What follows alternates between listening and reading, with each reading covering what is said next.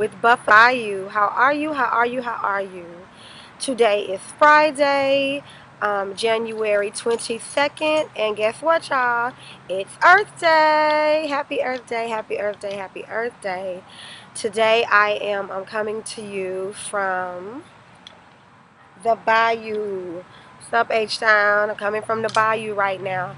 This right here is Greens Bayou. It's in my neighborhood, and I felt that it was fitting that I not only do I have better light here than I do inside my apartment, I also wanted to shoot in front of the bayou, because right now we are having some issues with our bayous in Houston, Texas. And the main issue is that the bayous are like, they're not playing right now. They are overflowing, and they're at their max. And the Trinity River is doing its own thing, and Houston is just like this big, all the watersheds and all the waterways have been flooded. And so the reason I came here is because I just wanted to give a visual reminder of the fact that we are Bayou City. Houston is Bayou City, Buffalo and Bayou. That is definitely the inspiration for my company. Um, you know, it's the buffalo. It's the symbol of the matriarch, buffalo. It's also the bayous, yo. It's in our blood. That water is in our blood. If you anywhere near H-Town, and we got bayous, y'all. Like, this is real. Like, we are below sea level. These bayous, as my father was explaining to me, they've been. You think they're man-made, right? They're not man-made. These bayous were already here. What happened is they just made them deeper, deeper, deeper, deeper, so that the water would run off into the bayous, and you know it would help the water move throughout the city. But if you check my Buffalo and Bayou page on Facebook and you look at the cover photo, you'll see the original plans for Houston, an original map of Houston, and right down the middle of the city, well, right down the middle of the picture is Buffalo Bayou. It's huge. It's serpentine.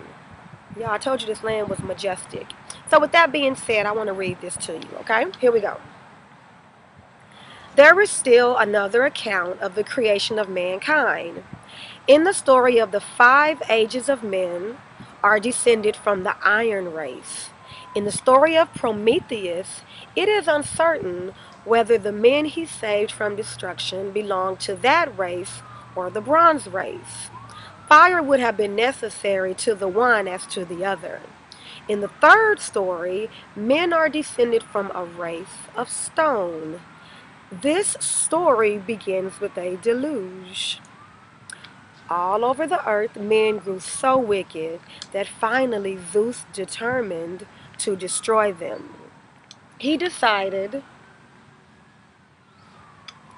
quote, to mingle storm and tempest over boundless earth and make an utter end of mortal man. He sent the flood. He called upon his brother, the god of the sea, to help him, and together with torrents of rain from heaven and rivers loosened upon the earth, the two drowned the land. Quote, the might of water overwhelmed dark earth, end quote. Only towering Parnassus was not quite covered, and a bit of dry land on its very topmost peak was the means by which mankind escaped destruction.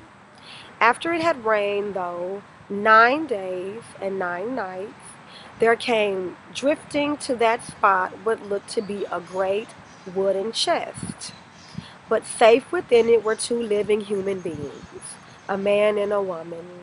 They were Deucalion and Pyrrha. He Prometheus' son, and she his niece, the daughter of Epimetheus and Pandora. The wisest person in the universe, Prometheus had well been able to protect his own family. He knew the flood would come, and he had bidden his son to build the chest, store it up with provisions, and embark in it with his wife. Hold on.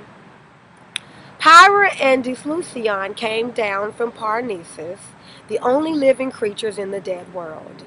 They found a temple, all slimy and moss-grown, but not quite in ruins, and there they gave thanks for their escape and prayed for help in their dreadful loneliness. They heard a voice. Veil your heads and cast behind you the bones of your mother. The command struck them with horror. Pyra said, "We dare not do such a thing."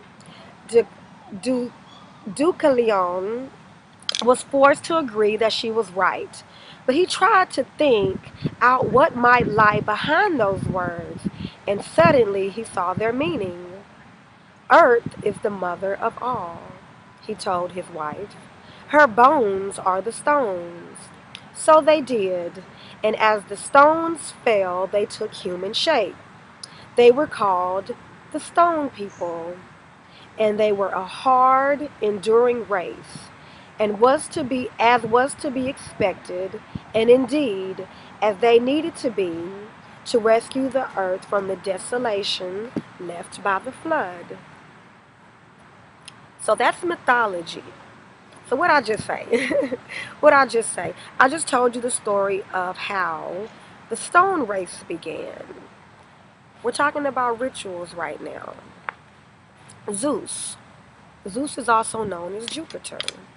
In part one, we talked about how Jupiter on April 18th was the closest it's been to the Earth in years. We said that the ritual was to Jupiter. Zeus is Jupiter. Did you hear about the flood in this? Did you hear about the rivers overflowing? Did you hear about the number 9? How many days did it rain? 9 days, 9 nights. April 18th, vibrated with the number 9. We're in a year of 9. Yes. And then it talked about how the flood created a different race of man. The stone man, who was very hard and worked hard. So what's happening to all these people who lost their homes? They finna work hard because they lost everything. What would be the benefit? It was over $1 billion worth of damages done and caused by this flooding, by the storms. So what's been created in Houston? Ashe. Also the number 4. So April is the 4th month. We talked about what else was 4? It escapes me. It escapes me. But I also want to talk about the number 4. No, so April's the 4th month, definitely. And so 4 is also Daleth. We talked about Kabbalah. Okay, there you go. And Jupiter rules, it rules the 4th Sephiroth.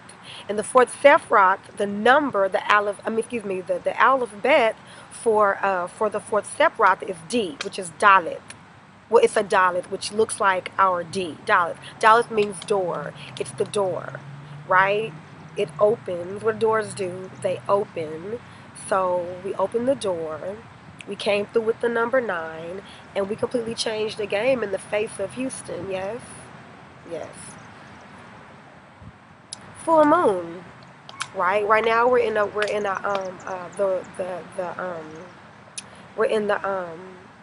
cherry moon. They call it the cherry moon.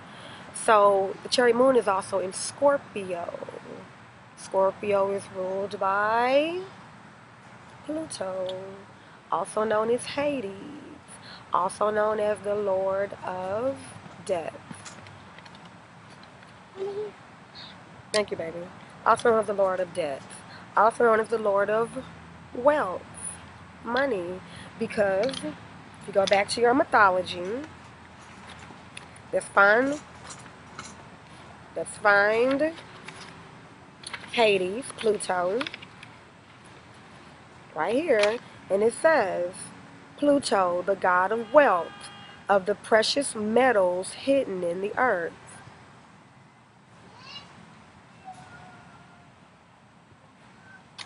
Right, we're just doing a little bit of decoding, seeing, if you were to do a ritual, which is what happened, You know, this is how you do a ritual. You find all these different, these planetary alignments. You find these numerical alignments, and you blend them all together, and you honor the energy that is coming to this earth. Just like, so for instance, just like the moon controls the tides, right? The barometric pressures, um, or as they say, the magnetisms, right? It affects, the moon affects the tides. So on April 18th, what happened? We're in a waxing moon. The tide was in. That's also why the rivers could not pull the water out as efficiently and effectively. The rivers could not pull the water out to the Gulf because we're in a waxing moon. It's a high tide, it's not a low tide. So just as the moon affects, you don't think Jupiter would affect too? Why wouldn't it affect? And then let's talk about solutions, okay? Because I don't want to just talk about, you know, what people are doing to us, the rituals that are being waged upon us. Let's talk about solutions. So solution, today is Earth Day. We still got some sunlight hours. Tomorrow's Earth Day. Every day is Earth Day. So what's some solutions? Go plant a tree. Go plant a flower. Go get you some seeds and plant you some seeds. That'll help tremendously. Stop littering. If you're a litter bug, stop littering. Throw your trash in the trash can. Burn your papers. Like if you drink water out of water bottles, you know, try to conserve the water you drink. Invest in a glass jar. Invest in a glass water bottle, or you can just recycle your glass jars, you know. And when you carry your water with you, carry it in a glass container.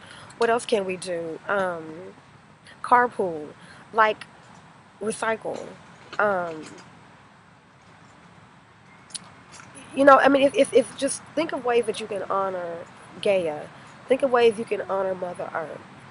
Um, and that's power in that, because when you honor her, she honors you. And we just told you, Hades, Pluto, um, Pluto rules wealth. Hades and Pluto are like, they're joined together. But Hades is also the god of the underworld. Not just Pluto, it's the god of the underworld. Under the earth. It's still the earth. The wealth is there. You know, Mother Earth is plentiful, and she will bless you. Okay, sweetheart, we're ready to go. So, yeah, just wanted to share that with you.